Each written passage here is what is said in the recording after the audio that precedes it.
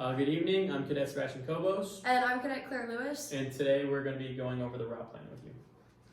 So first is a general overview of our primary route in the solid blue line and our alternate route in the dashed blue line.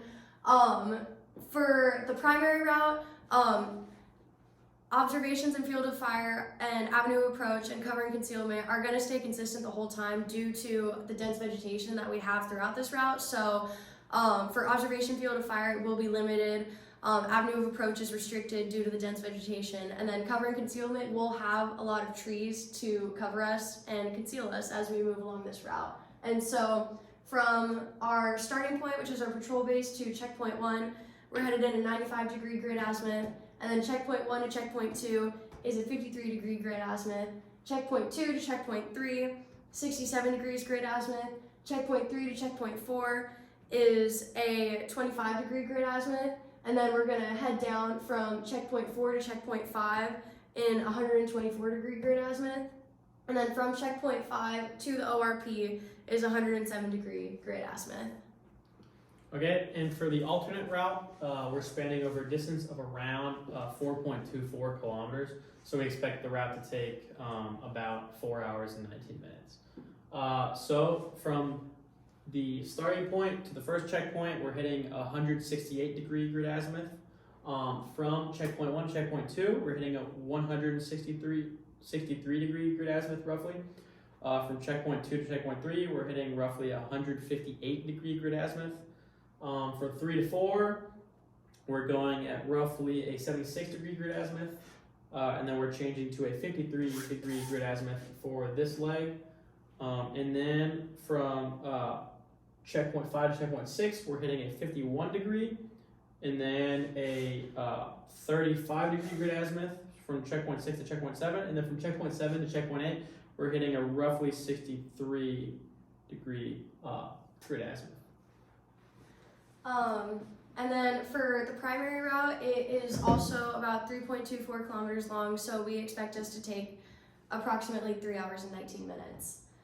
And now for, so our first leg, and then as we have here, we have grid coordinates for our primary route from checkpoint to checkpoint, and then our alternate route. And now starting with the primary route, our first leg is a 490-meter movement that we expect to take about 30 minutes.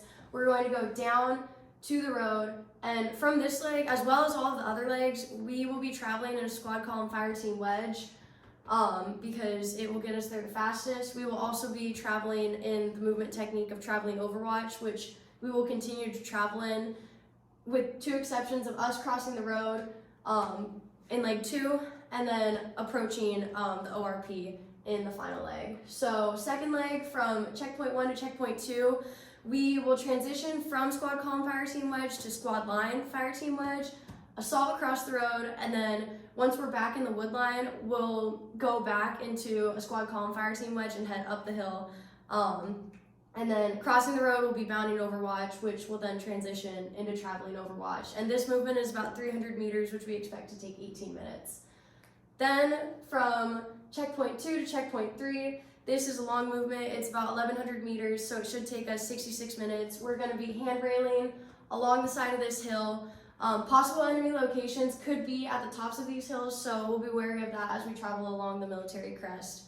And then from checkpoint 3 to checkpoint 4, this 450-meter movement, we're expecting to take about 30 minutes.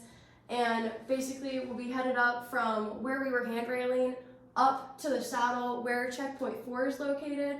And we, again, might be expecting enemies at the tops of the hills, so that's why we're going to the saddle instead of the tops of the hills. And then from checkpoint 4 to checkpoint 5, this movement is 300 meters, which should take about 18 minutes. We're gonna head from the saddle to the top of the hill, which we'll then use to put us in a good spot to approach the ORP. And then our final leg, checkpoint 5 to the ORP. This is a 620-meter movement, which we're expecting to take about 37 minutes.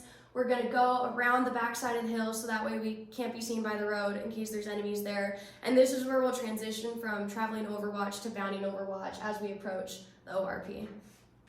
So for the alternate route, the OCOC analysis is going to be the same as for the primary route. And again, for the majority of the route, we're going to be traveling utilizing the traveling overwatch movement technique, apart from when we cross this linear danger area. And again, we're going to be using the squad column fire team wedge movement formation, again, apart from when we move over this linear danger area as well.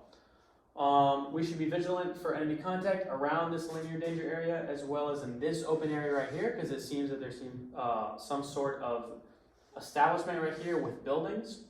And also, we should be vigilant for enemy contact from the tops of the ridge lines and hilltops that we're going to be handrailing and contouring. So we're going to be utilizing military crests along the whole way.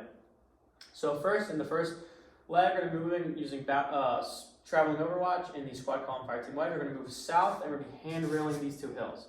Once we reach the end of the hills, we're moving south towards the road system. We're going to stop at the end of the wood line to change to a squad line fire team wedge so that we can utilize the bounded overwatch movement technique across this linear danger area. This way we're going to move to the next checkpoint, which is over top of this hill.